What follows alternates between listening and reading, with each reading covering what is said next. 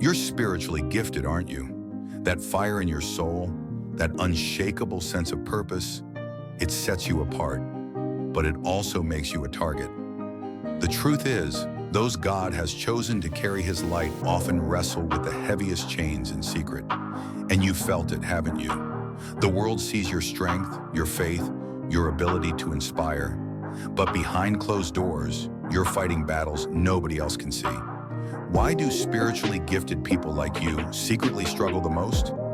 First, your calling makes you a magnet for spiritual warfare. The enemy doesn't waste his time on those drifting through life. He hunts the ones marked for greatness, the ones carrying God's promises like a beacon in the dark. Ephesians 6:12 whispers that your fight isn't against flesh and blood, but against powers and principalities. And you feel that weight every time doubt creeps in or temptation hits harder than it should. You're not just battling bad habits.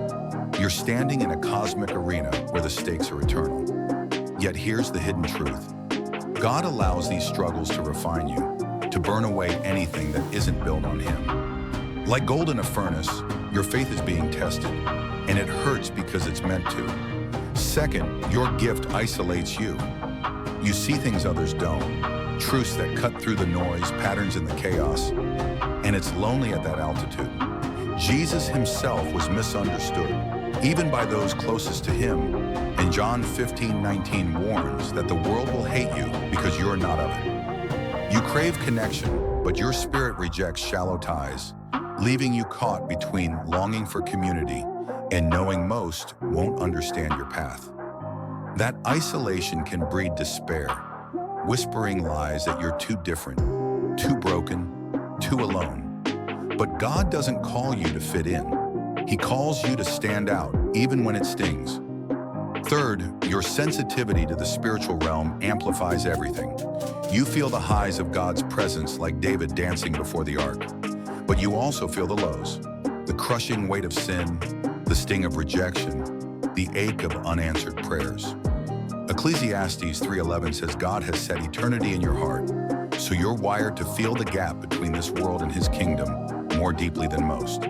That's why small setbacks hit you like earthquakes, why you wrestle with guilt over sins others shrug off. Your soul is a tuning fork for the divine, and while it makes you a vessel for God's glory, it also makes every crack in your armor feel like a canyon. Fourth, the enemy exploits your potential. You're not just a believer, you're a threat to darkness, a walking promise of God's power, and Satan knows it. He doesn't tempt you with obvious traps. He's subtle, slipping into your thoughts with half-truths that twist your gifts against you.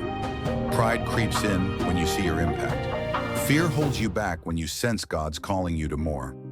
Romans 8:28 assures you that all things work for your good, but the enemy wants you to doubt that, to see your struggles as proof you're failing when they're actually proof you're advancing.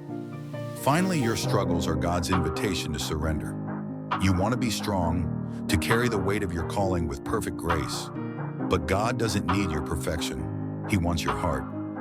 Every time you fall, every time you cry out, you're learning what Paul learned in 2 Corinthians 12:9.